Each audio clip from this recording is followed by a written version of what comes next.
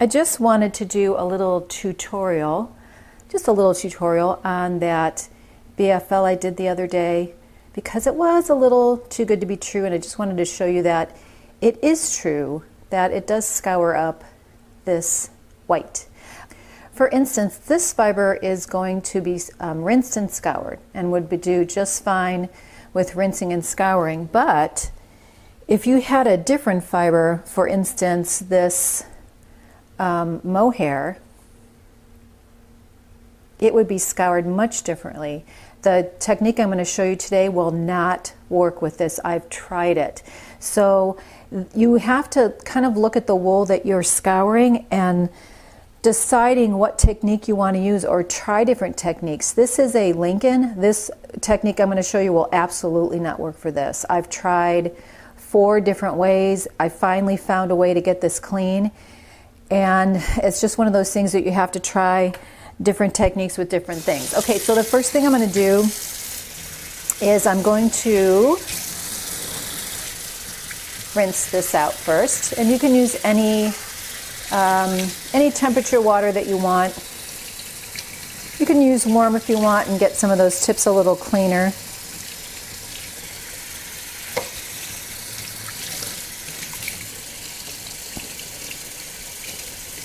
I do have a YouTube video on how to clean tips on wool. Tips, T-I-P-S on wool. So you don't felt it.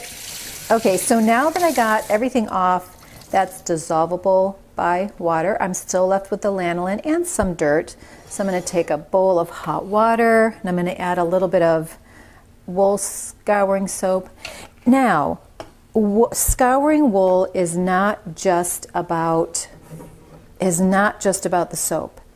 It's about technique and pH and water temperature and time and fiber type. There's so many things involved in scouring fiber that you just have to take into account everything, because all of it matters. And if one thing is off, then the whole thing is kaput. So in the comments, tell me how much wool you ruined with scouring over the years or months, or that you don't know how to scour properly. And there's some grass that you can take out later. But I know for me, I have ruined so much fiber over the years.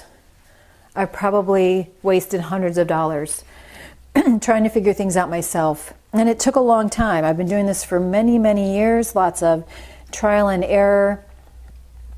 But check it out. Can you believe that? See how white that is? And that was only in there for a short period of time. And there is the start, and there's the finish. So that hasn't even been in there for 2 minutes. So I'm just going to let that sit and cook a little bit, and then we'll take that out and rinse it. But if you want to know how to scour wools like this is a really long mohair with super embedded dirt, but look at how clean I got that. Look at that, it's absolutely beautiful. If you're taking the master scouring class, the instructions for this is in there. Also with this Lincoln. But if you have not taken the Scour Master class, or you can't afford it, or you don't want to take such a long class, I have a short a la carte scouring class that shows you how to handle these very difficult, challenging wools and how to kind of problem solve through it and what techniques can you try. But just know that each wool is different, and each wool is going to maybe need a different process. So how many times have you done one technique on one wool and the next technique, and then the next wool you did the same technique and it didn't turn out right? So that just goes to show that some wools, some different kinds of dirt, different kinds of just everything, animal health, make a big difference on the technique you use. All right, thanks for watching. I'm Mary Egbert from Camaj Fiber Arts, and happy scouring.